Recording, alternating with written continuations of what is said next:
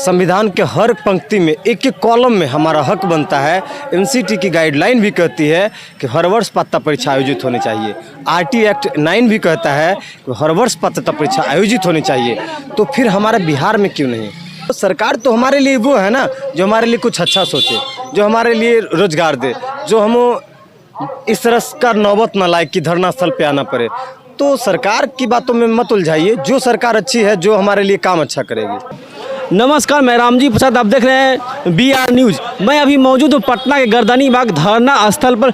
आज यहाँ पे आज BETT के छात्र आज पिछले कई दिनों से धरने पे बैठे हुए हैं। आइए उनसे जानते हैं आखिर वो लोग धरने पे आज क्यों बैठे हुए हैं। क्या नाम हुआ आपका? मेरा नाम सुधांशु रंजन हुआ। आप लोग धरने पे क्यों बैठे हुए हैं, कब से बैठे हुए हैं? देखिए, धरना पर बैठने का तो कोई मकसद नहीं था। हम लोग अभ्यर्थी हैं, प्रशिक्षित अभ्यर्थी हैं, तैयारी करने का समय था। लेकिन कुछ ऐसी परिस्थितियां आई हैं जो कि आज इस तरह का हालात बना हुआ है, लोग धरने पे आए हुए हैं। इसका मुख्य वजह ये है कि हमारी बिहार सरकार विगत 5 वर्षों से बिहार शिक्षक पात्रता परीक्षा हुई ही नहीं है। तो सवाल ये बनता है कि विगत 5 वर्षों से जब पात्रता परीक्षा नहीं हुई है तो वही मांग है कि पात्रता परीक्षा सही समय पर हो। और 2022 की है 7वीं चरण प्रक्रिया आयोजित होने वाली है। तो कोई भी बहाली आती है उसके पहले पात्रता परीक्षा होनी चाहिए। लेकिन 7वीं चरण से पहले कोई भी पात्रता परीक्षा अभी तक आयोजित नहीं हुआ है। सरकार से मेरा अपील है, सरकार से विनम्र निवेदन चाहूँगा कि जल्द से जल्द हम लोग की मांग सुनी जाए और पात्रता परीक्षा करा ली जाए। आप लोग धरने पे कब से बैठे हुए हैं? धरने पे हम लोग 3 दिन से बैठे हुए हैं। आज तीसरा दिन है हम लोग का। क्या आप लोग धरने आप लोग बैठे हुए धरने पे बैठने से आप सरकार में मांग मान लेगी? एकदम बिस्किट मना के छोड़ेंगे ना, मान जाएगी, 100% मानेगी। सरकार आपकी मांग को नहीं मानती है तो क्या करेंगे? देखिए, नहीं मानेगी तो उसका बहुत सारा विकल्प है, ठीक है। नहीं मानेगी तब, लेकिन मानेगी सरकार, ये आश्वासन मैं आपको दिलाता हूँ। सरकार मानेगी क्योंकि मेरी मांगे जायज़ है। संविधान के हर पंक्ति में एक एक कॉलम में हमारा हक बनता है। एनसीटी की गाइडलाइन भी कहती है कि हर वर्ष पात्रता परीक्षा आयोजित होनी चाहिए। आरटी एक्ट 9 भी कहता है कि हर वर्ष पात्रता परीक्षा आयोजित होनी चाहिए। तो फिर हमारे बिहार में क्यों नहीं? आखिर बिहार में तो पात्रता परीक्षा आयोजित होनी चाहिए। अन्य राज्यों में भी पात्रता परीक्षा आयोजित होती है, जैसे यूपी टेट, एच टेट और भी है CG टेट, यू टेट। तो अन्य राज्यों में जब पात्रता परीक्षा आयोजित होती है तो फिर हमारे बिहार में क्यों नहीं?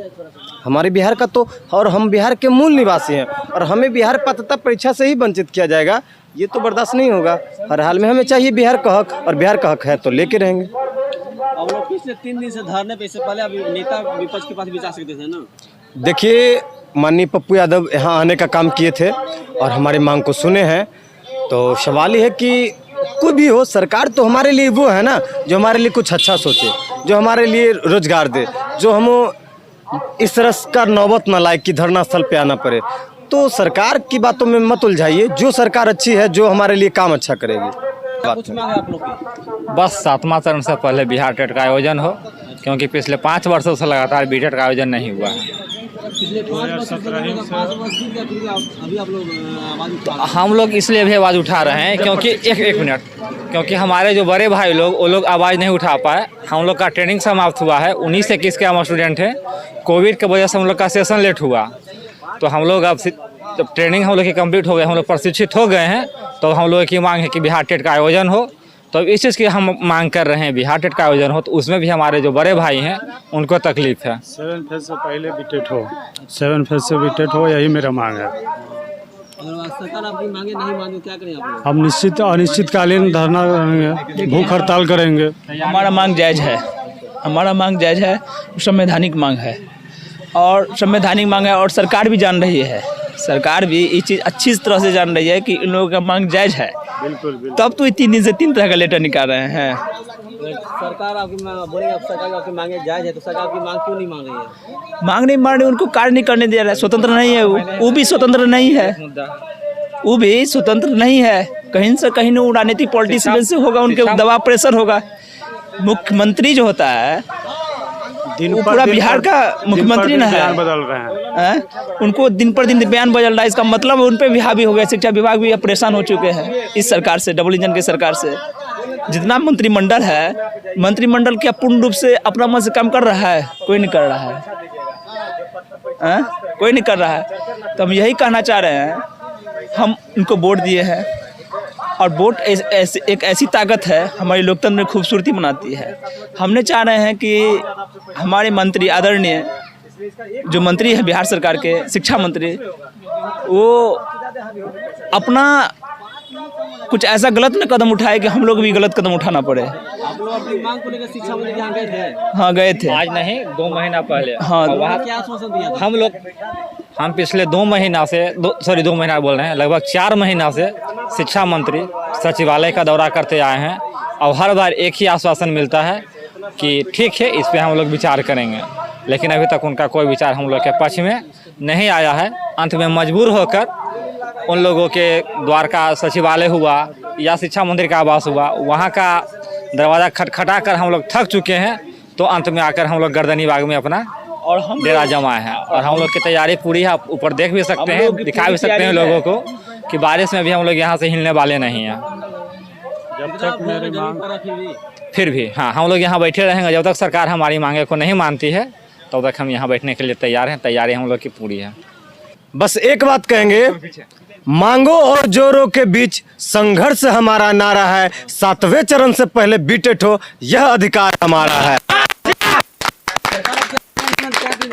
नहीं मांगेगा, नहीं मानेगा तब तो फिर समझिए कि ये पूरे पटना हिलेगा। ये 4-5 लाख अभ्यर्थी है, रहने का जगह नहीं बचेगा। ठीक है, रोड पर जितना आ जाएगा अगर 4-5 लाख जितना अभ्यर्थी है तो चलने का जगह नहीं मिलेगा।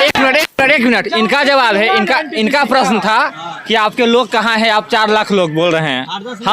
हम आपको बता दें कि हम लोग का धरना का टाइम है 11 बजे से लेकर 4 बजे तक। हमारे अधिकांशतः अभ्यर्थी यहाँ से निकल चुके हैं क्योंकि धरना का समय समाप्त हो चुका है। आप देख रहे हैं हम लोग अपना दरी सबको समेट चुके हैं, इसलिए अभ्यर्थी हम लोग के पास अभी कम है। ठीक है, नारा लगा दिया आप लोग। 7 फेज से पहले बीटेट हो, हमारी मांगे पूरी करो, पूरी करो, हमारी मांगे पूरी करो, पूरी करो। बीटेट आयोजित कराना होगा, बीटेट आयोजित कराना होगा।